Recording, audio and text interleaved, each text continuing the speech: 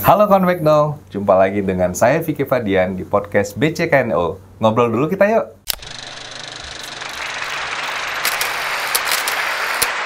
Sekarang Konvekno, saya nggak sendiri nih. Saya ditemenin oleh rekan-rekan saya, junior saya yang keren dan cantik.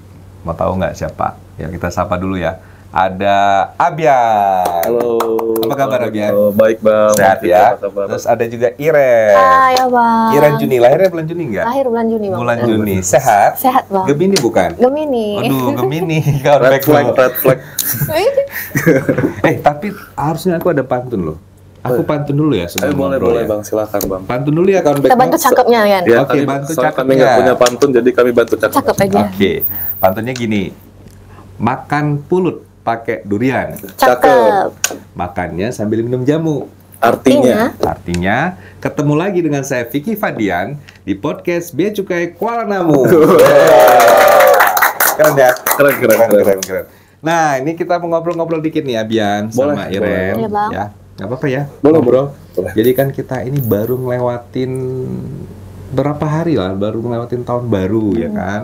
Tahun baru. Terus aku pingin tahu, kalian tahun baru itu ngapain aja sih? Ya, ngapain ya? tahun baru ya Bang. Tahun baru itu, kalau tahun baru ya Bang, aku tanggal 31 sama 1 masih kerja sih Bang. Kebetulan masih kerja. Hah? Tapi kalau malam tahun baruannya, aku tidur Bang. Tidur. Kenapa? Kerja lagi Iya, besoknya? karena kan 31 masih kerja, tanggal 1 masih kerja, tadi malamnya mikir, nanti capek kalau misalnya kemana-kemana, jadi ya udah tidur aja. Gila. Kayaknya perlu dikasih penghargaan ini kayaknya. Penghargaan. Boleh usulin ya? Boleh. Tapi siapa yang milih?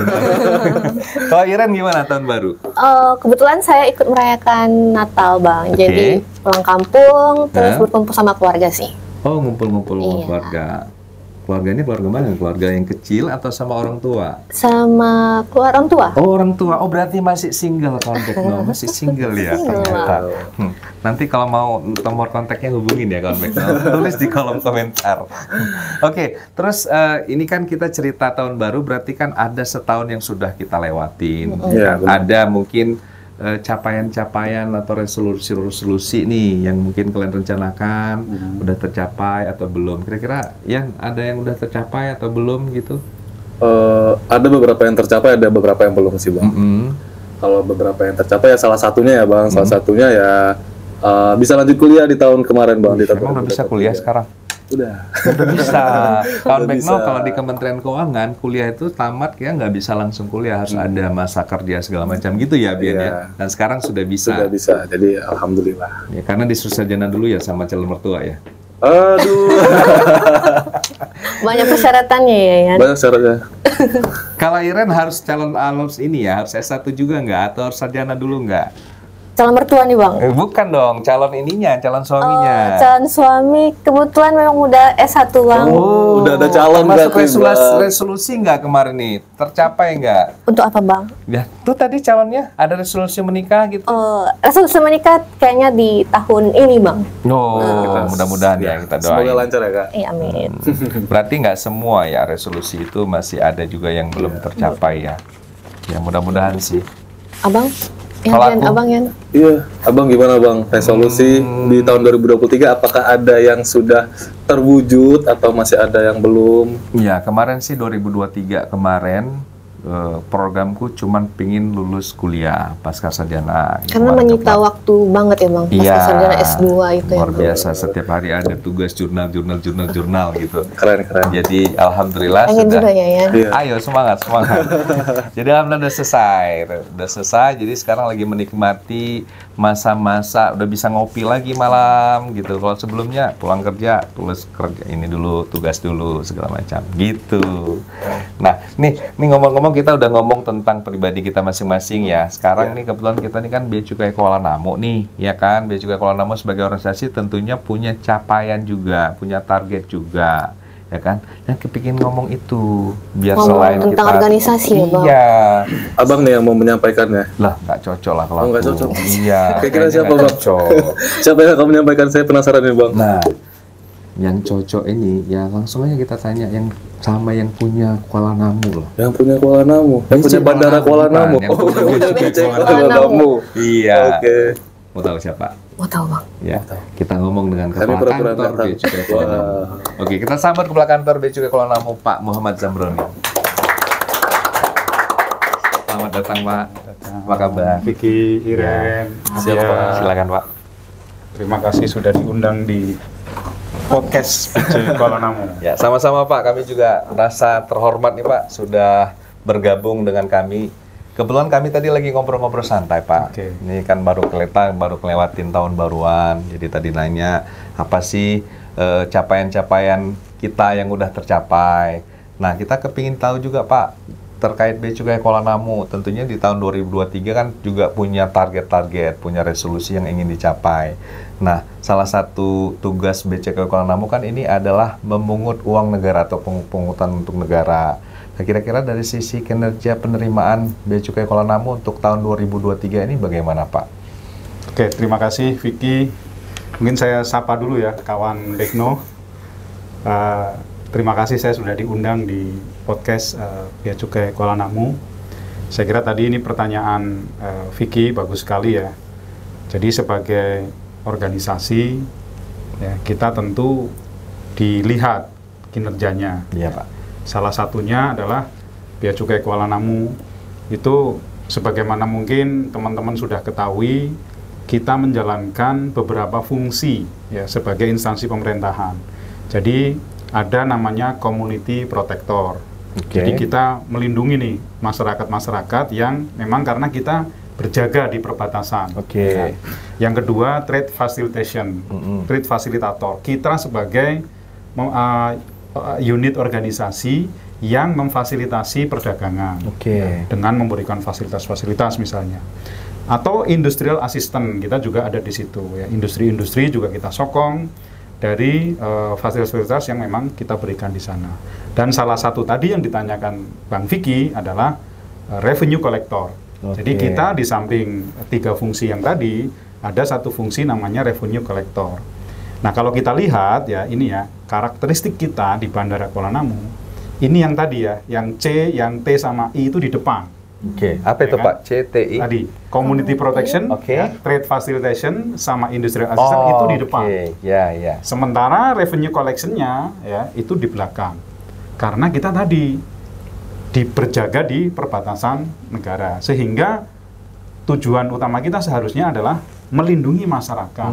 Ya kan? Karena kita menjadi pintu gerbang ya, lalu lintas ya, penumpang yang ke luar ataupun ke dalam negeri ya, kemudian barang-barang yang masuk dari luar maupun yang kita ekspor. Baik. Nah, tadi sangat bagus ya pertanyaannya, bagaimana ini kinerja kita kan diukur ya di situ ya. Salah satunya tadi dari sisi revenue, penerimaan. Nah, alhamdulillah teman Bekno ya, tahun 2023 ini ya, kita berhasil ya membukukan penerimaan ya sampai dengan akhir Desember kemarin itu sekitar 22,9 miliar. Besar Pak. Dari target 16,6 miliar. Melebihi 100%. Jadi capaiannya kurang lebih itu 137,5%. 137 luar biasa. Ya memang kalau teman-teman lihat ya sebenarnya kita di tahun 2023 ini adalah masuk ke tahun pemulihan daripada COVID sebenarnya. Kita 2020 dihantam COVID ya. 2021 mungkin yang paling terpuruk ya. 2022 kita baru mulai bangkit. Nah, 2023 ini ya pemulihannya. Nah, ini kalau dilihat dari tren dunia ya perekonomian, kalau dari sisi pandemi tadi kita memang sudah mulai pemulihan atau bahkan bertumbuh. Tetapi belum itu selesai ya.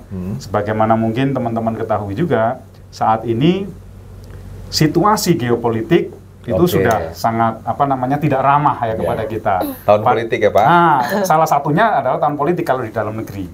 Kalau dari sisi lingkungan strategis tadi geopolitiknya tidak ramah. Keamanan global ya Pak. Teman-teman mungkin tahu ya, ada perang ya di beberapa negara ya kan, yang tentu itu akan berimbas pada perekonomian yang salah satunya adalah lalu lintas tadi ya. Jadi Itu menjadi tantangan kita ke depan ya, karena kita masih tadi punya fungsi namanya revenue collection.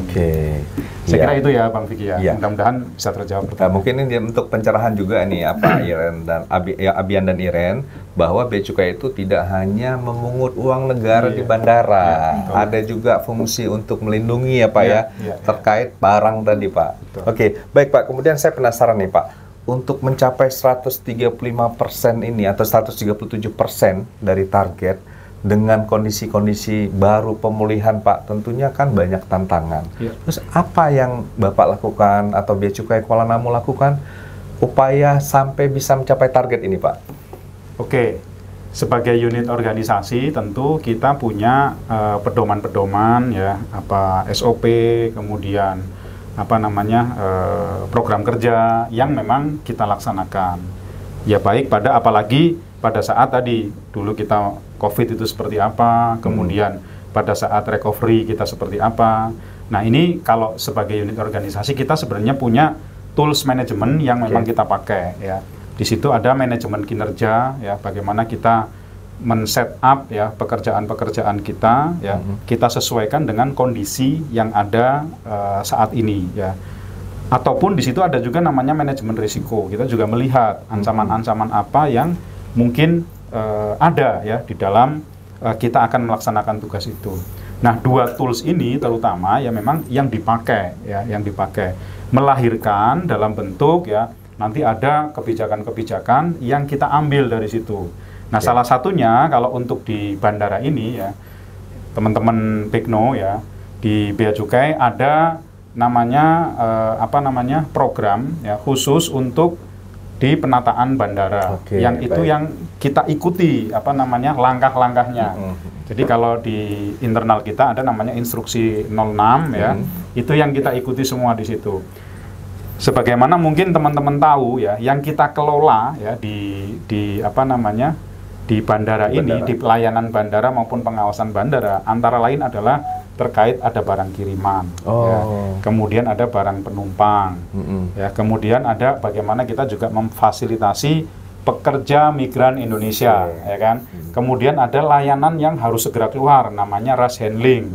Kemudian selain itu kita juga ada layanan fasilitasi yang tadi kita memang salah satunya ditugaskan. Ada kita punya pengawasan di gudang berikat, tempat penimbunan berikat, itu juga kita. Nah, di instruksi 06 tadi ya, itu seluruh komponen yang memang kita kerjakan ya, itu dilakukan marking ya, artinya kita monef ya, kita lakukan monitoring ya, evaluasi itu rutin, secara rutin. Sehingga ya tadi dengan menggunakan dua tools tadi, ada manajemen kinerja dan manajemen risiko, sementara instruksi pelaksanaannya melalui instruksi 06 ya, itu semuanya coba kita lakukan ya. Salah satunya itu maksimal ya Pak. Iya, sehingga alhamdulillah tadi ya, sampai dengan akhir tahun 2023 kita bisa membukukan ya penerimaan kurang lebih ya sebenarnya waktu itu ya, dari 16,6 miliar targetnya, itu sebenarnya proyeksi kita hanya sampai 19 sekian miliar. Tetapi memang di akhir-akhir ya, jadi November, Desember ya, itu mungkin karena ada kenaikan kegiatan ya di Sumatera Utara ini ya, itu cukup mendorong ya tadi, sehingga dari outlook 19,9 miliar itu kita bisa tercapai bahkan sampai 22 miliar. Itu seiring dengan meningkatnya penerbangan yang masuk ke wilayah Sumatera Utara. Begitu kawan Bekno. Jadi Bea Cukai itu ternyata tugasnya ya tidak hanya di bandara saja. Seperti itu, ada juga tugas-tugas lain, barang kiriman. Kalau misalnya kawan Bekno mengirim barang dari saudaranya atau rekannya di luar negeri, itu Bea Cukai juga nanti yang mengurusi ya Pak, salah satunya memberi pelayanan seperti itu. Oke, Pak. Nah, namanya tadi kita sudah mendengar bahwa salah satu pengguna jasa kita itu adalah penumpang, dan ada juga pengguna jasa yang lain. Nah, mereka pasti kan melihat kinerja kita Pak, mempersepsikan. Nah, salah satu penilaian mereka itu melalui sebuah survei. Dalam hal ini adalah survei kepuasan pengguna jasa. Nah, menurut info nih Pak, nah saya dapatin untuk SKPJ Bea Cukai Kuala Namu ini untuk tahun 2023 kemarin itu sekitar 4,86 dari skala 5. Iya. Wah, tinggi sekali ya, tinggi Tinggi sekali sekali. Hampir perfect ya, Bang. Hampir 5. Hampir 5. Iya, itu bagaimana Pak? Bapak sebagai pimpinan di Bea Cukai Kuala Namu ataupun mungkin dari teman-teman pegawai merespon hasil survei ini, bebankah atau bagaimana kira-kira Pak? Oke, terima kasih Bang Vicky. Pertanyaan yang bagus juga nih mengenai survei kepuasan pengguna jasa. Jadi kita menggunakan survei kepuasan pengguna jasa ini adalah sebagai cermin. Oke. Ya.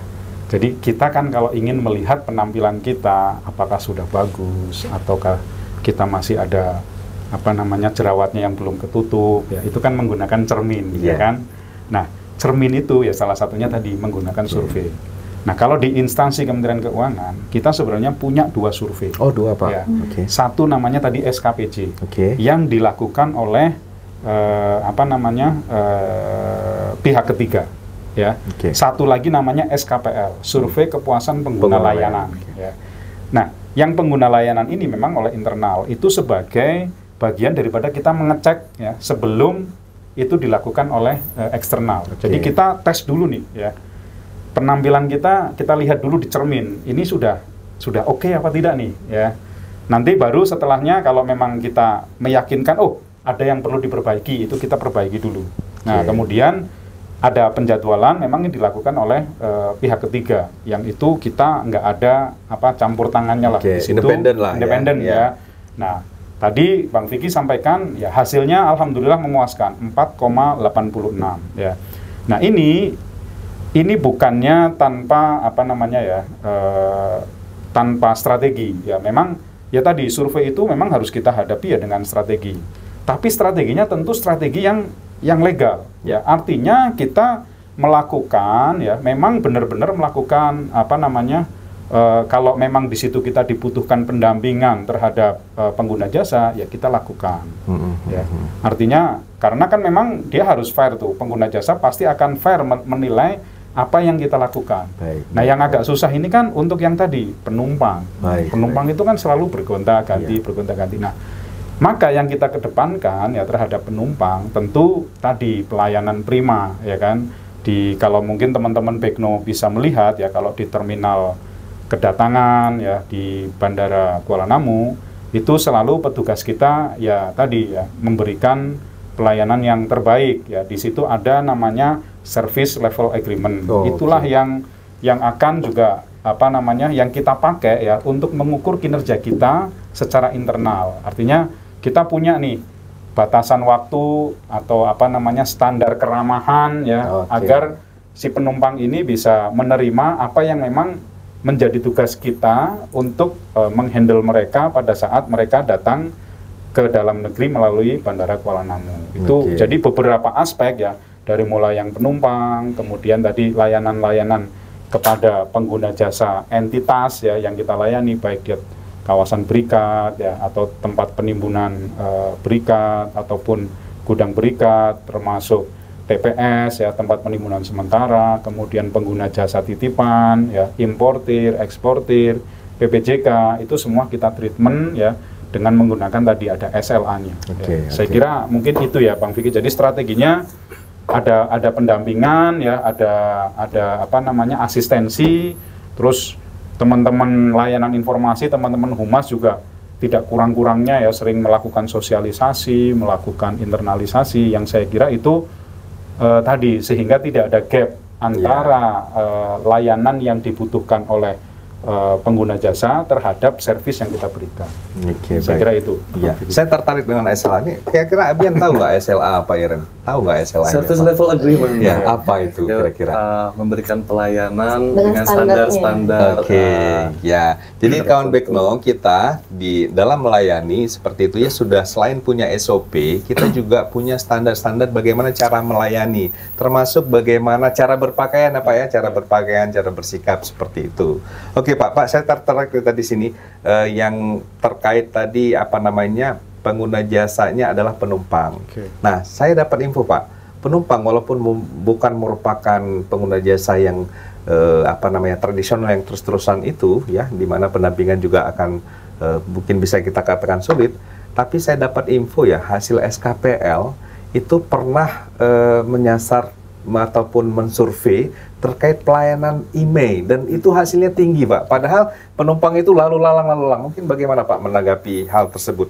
Oke, terima kasih. Nah, ini salah satu ya tadi memang yang di SKPL itu ya pengguna layanan yang kita lakukan secara internal ya atau melalui pihak ketiga juga. Sebenarnya internal itu internal Kementerian Keuangan tapi dilakukan oleh pihak ketiga. Itu salah satunya adalah IMEI ya. Mungkin teman-teman Bekno tahu ya, di tahun-tahun yang sebelumnya IMEI ini sempat membuat apa namanya ya semacam trending lah ya untuk layanan-layanan di bandara. Sebenarnya mungkin saya ke filosofinya dulu nih. Kenapa sih ya kita itu melakukan ya pemberian layanan terhadap IMEI yang dibawa oleh penumpang ya kan gitu. Jadi sebelumnya kan memang sebelum ada itu seolah-olah pembawaan apa namanya handphone ya kemudian komputer atau yang apa namanya tablet jinjing itu kan bebas-bebas saja. Betul. Ya. Nah ternyata itu kan ada persaingan yang kurang sehat dengan pengusaha ya persaingan bisnis ya di pihak yang resmi yang kita memang produksi misalnya di dalam negeri atau memang impor secara resmi mereka membayar pajak. Ya kan. Nah, sementara yang dibawa oleh apa namanya satuan-satuan yang dulu tidak ada pembatasan IMEI-nya semua pokoknya bisa hidup kan begitu kan. Nah, ternyata kan ada apa persaingan yang tidak sehat lah di situ. Betul. Tentunya yang tidak bayar pajak tadi bisa dijual dengan lebih rendah. Nah, sehingga tadi oleh pemerintah ditetapkanlah bahwa untuk yang jinjing ataupun yang tadi dibawa oleh penumpang pun harus didaftarkan IMEI-nya agar dia bisa aktif di dalam baik. Nah, kemudian kita sebagai instansi yang memang tadi saya sampaikan jaga di pintu gerbang perbatasan, kitalah yang diberikan tugas di situ. Ya kan? Baik. Nah, pada saat awal-awal pemberlakuan itu tentu masih banyak sekali kendala, ya kan? Dari segi sistem mungkin kita juga nggak siap, ya. Dari sisi pelayanan petugas juga mungkin kita karena masih gagap ya terhadap aturan-aturan baru kan. Nah, sehingga tadi masih banyak masalah. Nah, melihat ini ya Kementerian Keuangan tidak tinggal diam. Kita mau kalau begitu coba deh layanan ini kita perbaiki ya. Kemudian nanti kita ukur ya apa namanya perbaikan-perbaikannya yang kira-kira bisa dilakukan ya. Sebelum ada SKPL itu, kita secara internal kita survei dulu tuh. Memang kita ketahui ada beberapa titik-titik ya layanan maupun secara kesisteman yang harus kita perbaiki. Baru dilakukan apa namanya survei tadi ya kepuasan pengguna layanan dan alhamdulillah hasilnya memuaskan. Karena tadi sebelumnya sudah kita lakukan perbaikan-perbaikan dari titik-titik ya yang memang dulu sebelumnya masyarakat itu nggak puas. Mungkin teman-teman sekarang bisa melihat ya dengan adanya sistem yang baru ini pengguna pelaporan IMEI ya ataupun nanti sampai ke pembiayaan ya itu hanya membutuhkan waktu yang ya kurang lebih tidak lebih dari 30 menit ya kalau memang itu lancar dalam artian si pengguna jasanya juga kalau pada saat billing ada apa dokumennya namanya lengkap ya dokumennya lengkap dan semuanya lengkap lah ya. Nah tentunya kelancaran ini tidak semata-mata semua 100% atas kendali kita pasti ada jaringannya mungkin juga termasuk banyaknya yang melakukan pendaftaran sehingga masih 1-2 ada yang tidak cepat gitu ya dan Pak. Jangan salah kalau teman-teman bahkan membawa HKT tadi ya handphone, komputer dan tablet jinjing itu dia di bawah $500 itu tentu bisa dibebaskan dan itu sangat cepat layanannya karena hanya memasukkan nomor IMEI-nya saja. Iya.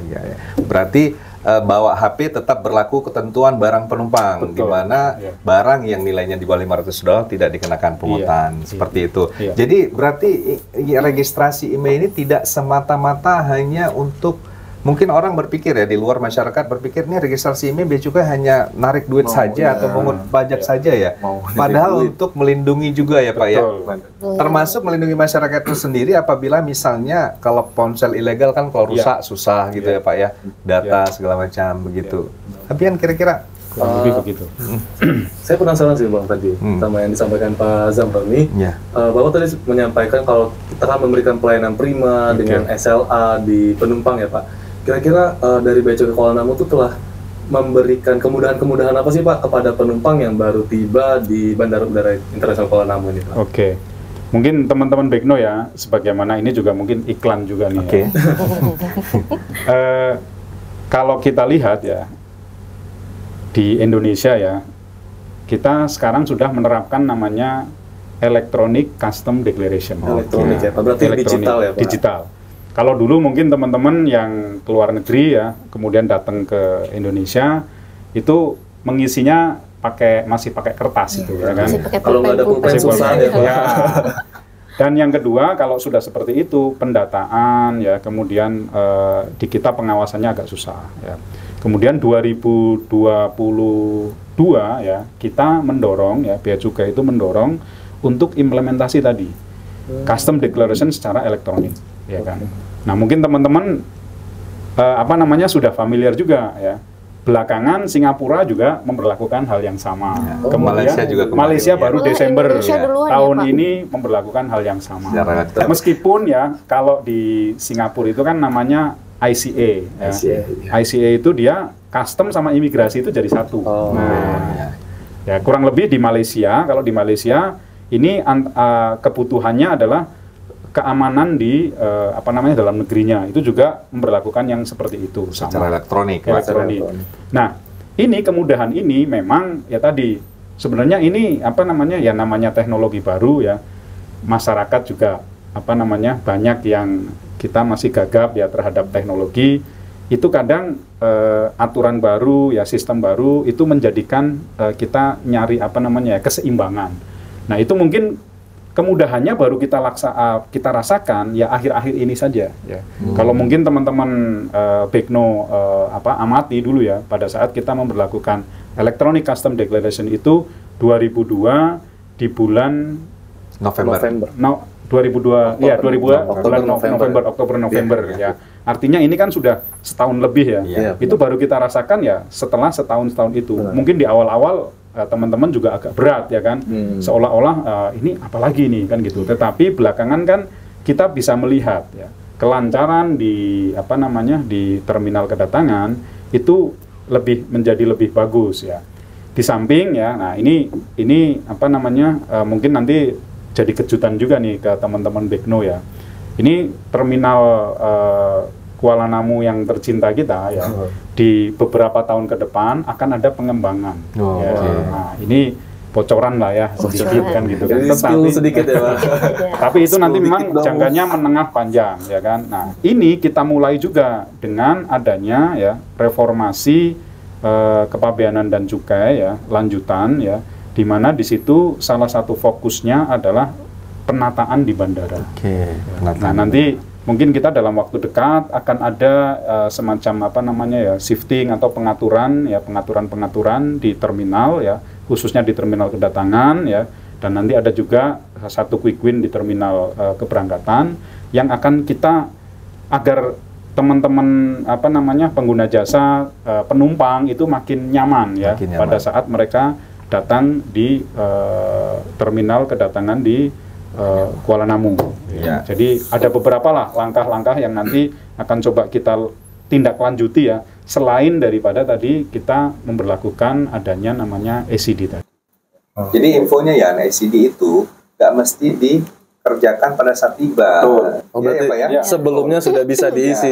Dua hari sebelum teman-teman penumpang itu akan terbang ke Kuala Namu ataupun kemana di tujuan Indonesia, itu sudah bisa mensubmit ACD-nya. Tentu mudah, jadi nggak perlu antri lagi gitu ya. Jadi begitu datang tinggal di scan, udah bisa langsung keluar. Sepanjang tidak membawa barang-barang yang memang dilarang ya, atau memang diawasi di situ sehingga kita harus lakukan pemeriksaan.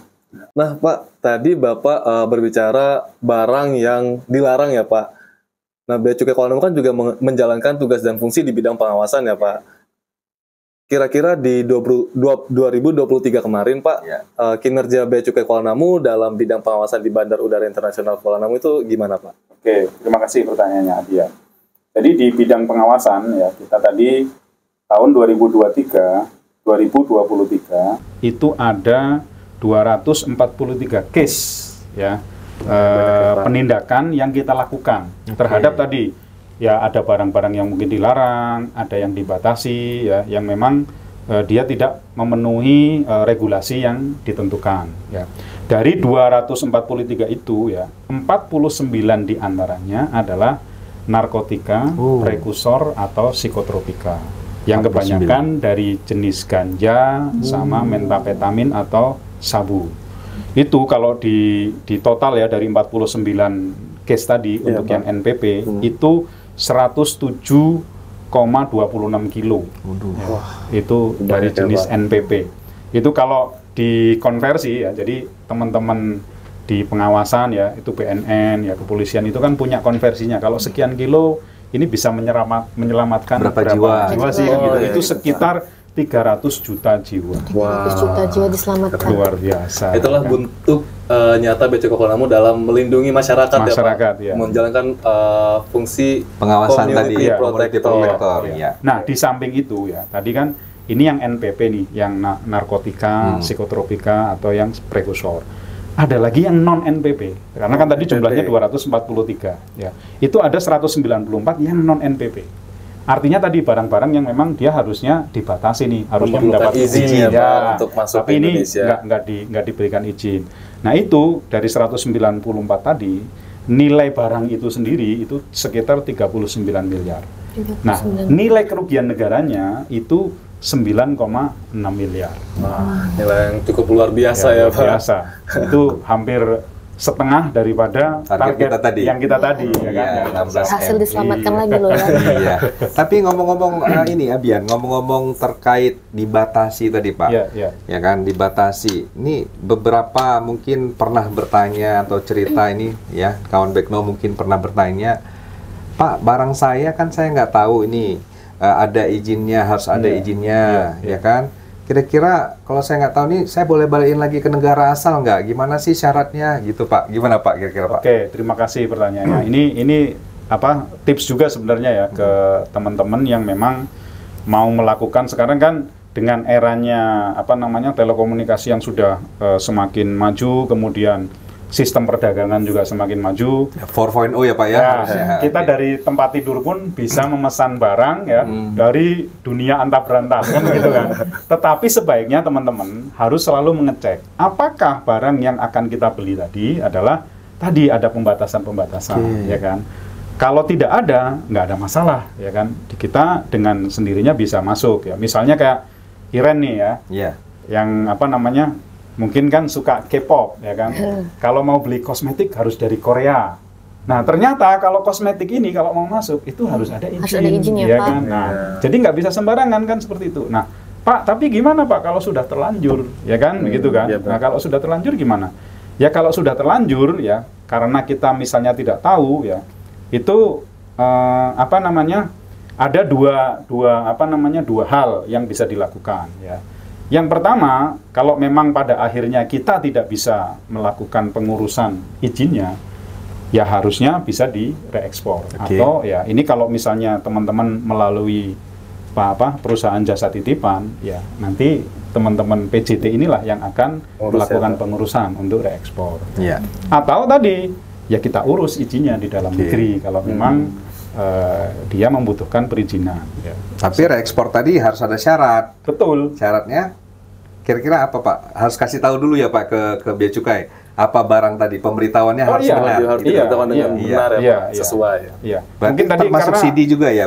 Ini kan case-nya tadi agak satu ya tadi kalau ini melalui apa namanya barang kiriman, e-commerce. Ada yang non e-commerce kan, barang kirim kan juga non e-commerce. Artinya dia melalui tadi pengguna jasa titipan. Nah itu ya memang pemberitahuannya harus benar. Jangan sampai misalnya tadi ya saya tadi kosmetik, oh ini ternyata kosmetik sebenarnya nggak boleh nih masuk kan. Kemudian ya udah saya gantilah pemberitahuannya yang agar tidak memerlukan izin. Alat tulis misalnya. Begitu kita cek ternyata memberikan izin ya. Kalau seperti itu memang kan berarti ada kesengajaan. Gitu. Saya kira begitu Bang. Termasuk penumpang juga kalau gitu ya Pak. Berarti harus mengisi SID dengan benar. Betul ya Pak. Iya. Jadi di SID itu Abian, Iren ya. Itu di situ ada ya.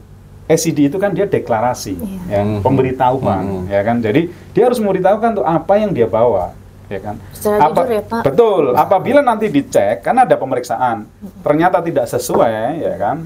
Nah, itu akan jadi masalah. Baik. Tentu ya kita mulailah dengan dengan ya harus jujur ya pada saat itu ya mulainya dari diri sendiri.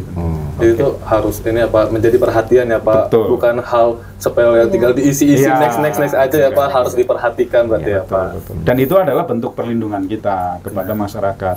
Jangan sampai ya masyarakat penumpang itu membawa barang-barang yang memang tadi dilarang ya atau dibatasi atau yang memang sebenarnya nggak boleh masuk memang di sini kan gitu. Karena nanti mungkin akan merusak apabila kita pakai di sini.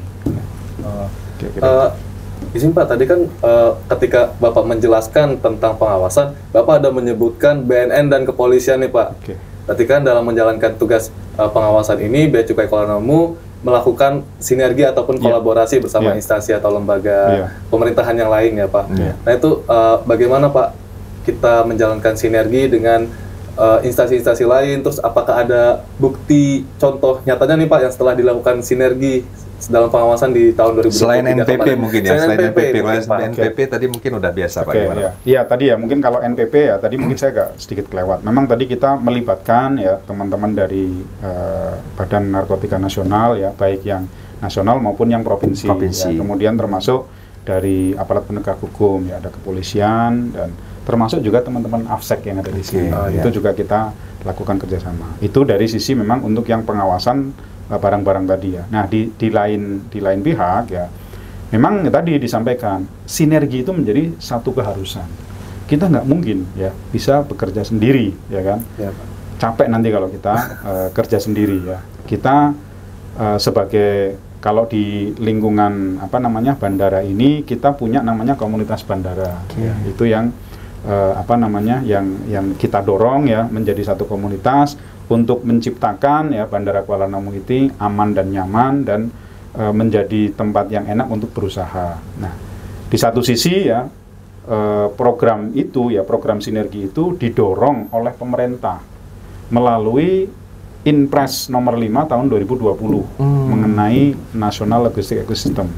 Itulah senyata-nyatanya bentuk sinergi ya antar instansi, bahkan melibatkan teman-teman bisnis ya di situ. Itu jadi dulu kan kalau misalnya kita sinergi hanya di komunitas bandara untuk pengelola atau instansi pemerintahnya saja. Tetapi dengan NLE ini ya, National Logistic System, kita libatkan juga bisnis di situ. Sehingga ini menjadi dorongan ya yang saya kira nanti seharusnya di samping tadi kita upayanya adalah untuk memberi kenyamanan kepada penumpang, tetapi terhadap entitas-entitas bisnis yang melakukan pekerjaan di lingkungan Bandara Kuala Namu itu juga bisa mendorong ya. Nah, jadi, contohnya misalnya forwarding gitu ya Pak, forwarding, agen, termasuk eksportir dan importirnya. Abian tahu nggak NLE itu apa? Nah, ini nanti biar kita perdalam lagi, ya kan? Oke Pak. Cukup tahu sih Pak, saya karena salah satu tim ya Pak, Bapak tugaskan untuk menjadi tim NLE Kuala Namu, juga tim NLE Bandara secara komunitas tadi ya Pak. Nah, NLE itu singkatan dari National Logistic Ecosystem. Jadi pemerintah untuk mempermudah dan memperkecil biaya logistik ya Pak. Salah satu tujuannya ya. Iya, salah satu tujuannya. Jadi ada 4 pilar ini. 4 pilar yang hari ini ada untuk simplifikasi prosedur, single kemudian payment, kemudian platform logistik, dan yang terakhir adalah tata ruang. Nah, mungkin nih ya teman-teman Bekno. Jadi NLE ini ya, National Logistic Ecosystem ini ya dalam tanda kutip ya menjadi jualan pemerintah, jualan kita, dan jualannya juga teman-teman bisnis ya. Untuk memang ini harus kita dorong ya. Tadi karena nanya ini masalah sinergi ya, inilah core daripada sinergi antar instansi kemudian bisnis itu melalui NLE ini. Jadi tidak hanya tadi kita tujuan utamanya memang untuk reduce cost atau mengurangi cost logistik ya. Tetapi ya nih kalau di teman-teman bisnis ini kan dulu kan pada saat mau dealing dengan pemerintah ya pihak pemerintah misalnya dengan Otban ya. Kalau di sini kan ada Otban, ada Badan Karantina, ada Bea Cukai. Itu kan dia harus datengin satu-satu, ya kan? Jadi ada repetisi di situ, ya kan? Dia berkali-kali. Ya. Dengan National Logistic Ecosystem, ya komunitasnya itu sudah kita gabungkan, sehingga dia cukup datang tadi melalui platform, ya kan? Tadi kan ada satu pilar namanya platform. Dia datang ke platform situ, ya kan? Itu sudah terhubung semua, ya, instansi yang ada di situ. Ya. Nah, jadi tadi dia mengurangi repetisi, ya, dan mengurangi redundansi. Ya, artinya gini, di satu titik ternyata ya, misalnya mau ke outbound, kamu harus ngisi data apa namanya NPWP, ya. Harus ngisi data namanya izin usaha, ya kan? Di Bea Cukai pun diminta juga kan, ada data NPWP, data izin usaha, ya kan? Padahal ya dengan toh datanya sama, ya kan? Makanya mengurangi redundansi tadi. Jadi nggak berkali-kali, nggak berulang-ulang dia ngisi hal yang sama. Sekali ngisi itu semua instansi itu sudah mendapatkan datanya. Ya, itu dari sisi kemudahan yang diperoleh kepada bisnis. Di satu sisi lagi, dengan dia hanya cukup mendatangi satu platform, ya. Kemudian ada di situ kan berarti ada efisiensi dengan sendirinya cost logistik menjadi lebih murah. Termasuk tata ruang tadi nggak harus banyak tempat didatangi, cukup satu tempat. Dan ini menjadi tantangan memang ya. Di bandara ini NLA ini akan didorong bisa diwujudkan di 2024 ya. Di akhir pemerintahan apa namanya Pak Joko Widodo, karena kan impresnya Pak Joko Widodo ya 2020. Ini mudah-mudahan bisa menjadi salah satu tugas berat kita ya seluruh komunitas bandara untuk bisa mewujudkan ini. Karena memang tantangannya tadi di satu sisi untuk yang redundansi, repetisi mungkin kita bisa ya kan, tetapi untuk yang cost logistik, nah ini menjadi tantangan yang cukup berat. Kayaknya Iren ini mau nanya, nanya apa nih Iren? Saya tertarik dengan platform yang ajaib itu nih, Bang. Karena dari semua kementerian digabungkan menjadi satu. Ajaib ya. Ajaib ya, Bang. Untuk menurunkan biaya logistik nih, Bang. Nah, mau kalau boleh tahu Pak, aplikasinya itu berupa apa ya, Pak? Jadi gini, dia bukan aplikasi. Dia platform itu adalah ya satu apa namanya? Kalau dulu mungkin namanya ya kayak web gitu ya. Nah, di situ ada web ya. Kalau dari sisi teknisnya namanya API. Application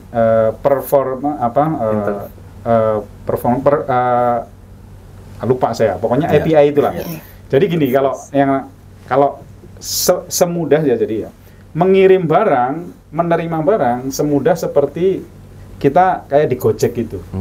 Padahal dari luar negeri ya, Pak? Iya, jadi kalau Gojek itu kan menghubungkan antara saya selaku pengguna jasa, ada angkutannya di situ, ya.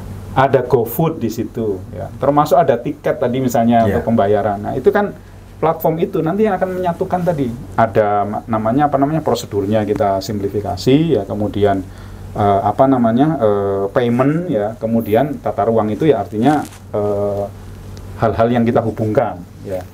Nah itu ibaratnya seperti itu. Jadi misalnya gini nih, saya importir di Indonesia, ya kan, mau mengimpor barang, ya, atau sudahlah impor barang ternyata sudah datang nih di pelabuhan atau di bandara.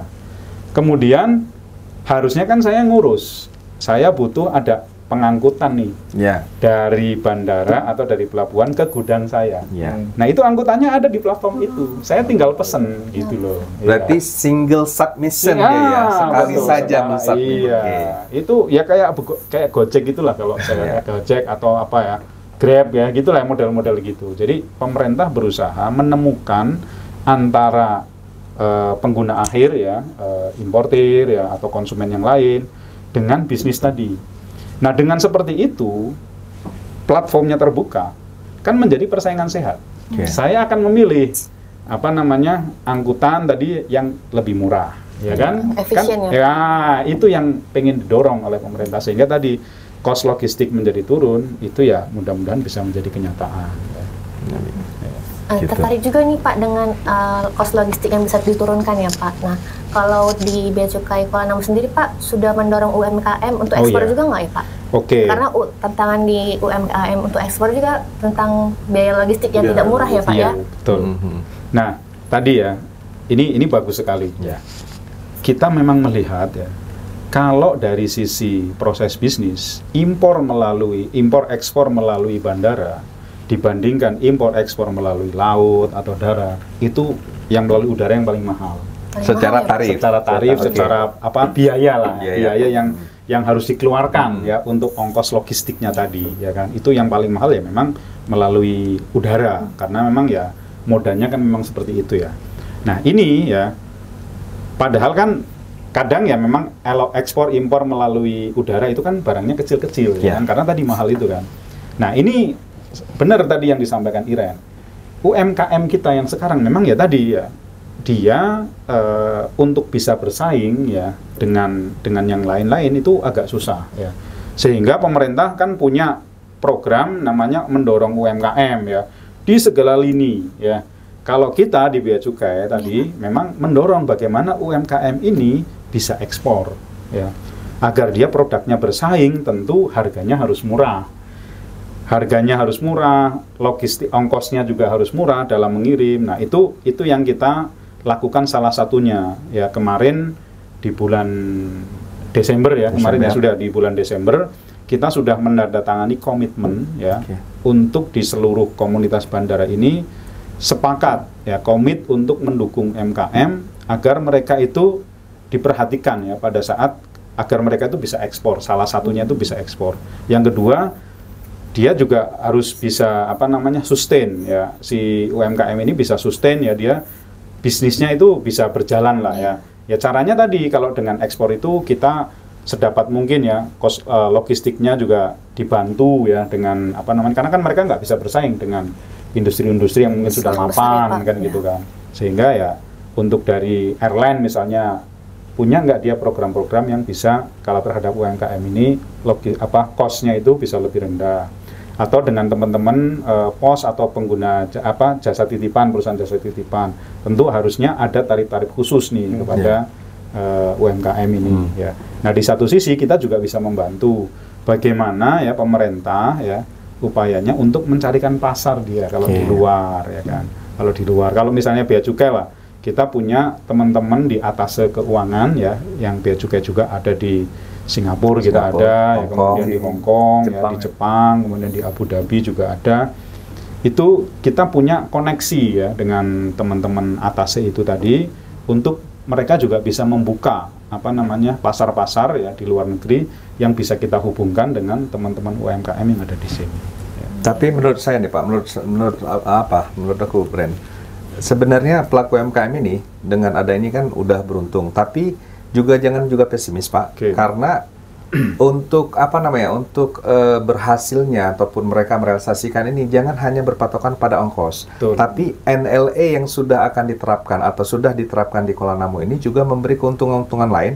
Antara lain adalah efisiensi waktu Pak, dan kemudahan dalam keberangkatan. Artinya dengan waktu yang singkat, kemudian barang-barang yang mungkin tadi peka waktu, packaging yang bagus segala macam itu lebih meningkatkan values lagi di luar negeri. Gimana Pak? Ini menurut saya seperti itu. Gimana Pak? Saya kira saya sepakat ya. Artinya memang kita di komunitas NLA Bandara Kuala Namu ya, ataupun juga saya yakin kan dikembangkan juga ya di bandara-bandara yang lainnya, memang mendukung ya harus memang seperti itu. Artinya ya tidak hanya boleh berpatokan terhadap apa yang bisa disumbangkan oleh pemerintah, tetapi dia juga harus mencari inovasi-inovasi ya yang memang seharusnya tadi agar dia produknya juga bisa dinikmati ya, atau dia juga bisa mengintai ya, melihat pasar-pasar di sana sebenarnya seperti apa sih ya.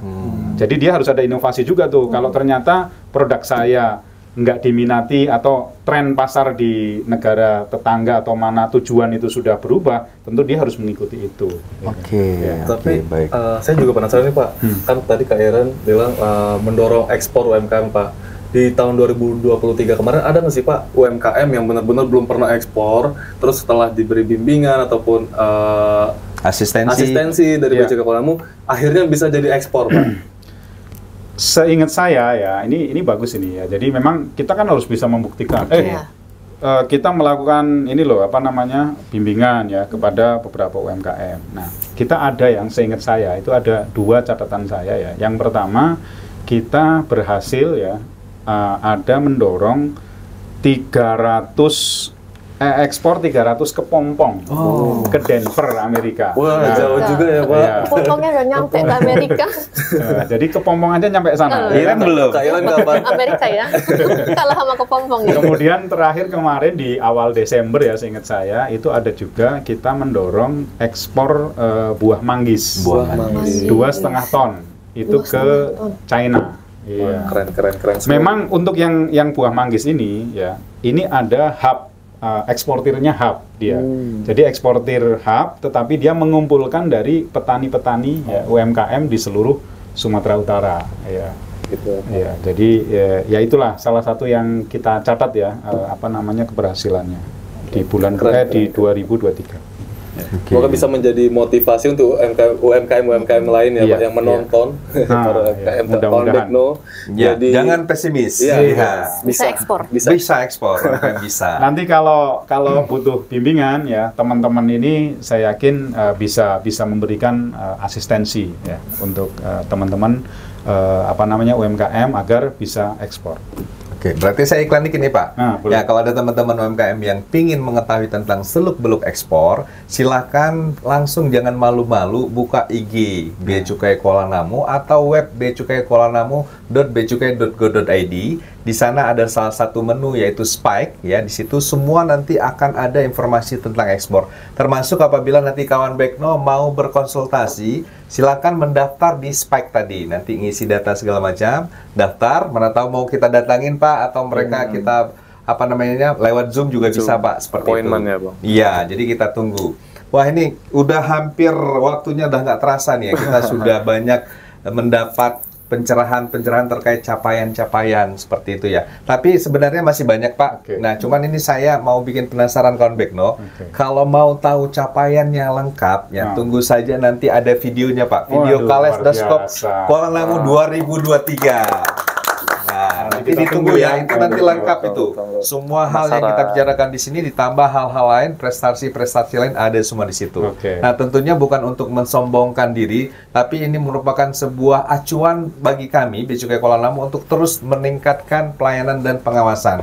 Yang pertama untuk masyarakat dan tentunya untuk kebaikan menjaga masyarakat juga dari barang-barang. Mungkin kita udahin dulu lah ya. Nanti kita kapan-kapan ngomong lagi. Terima kasih banyak. Terima kasih Bang atas Vicky, kesempatannya. Kak Iren, makasih. Mohon maaf kalau misalnya tadi ada salah-salah dan kilap-kilap Pak. Sama-sama lah ya. Ya baik.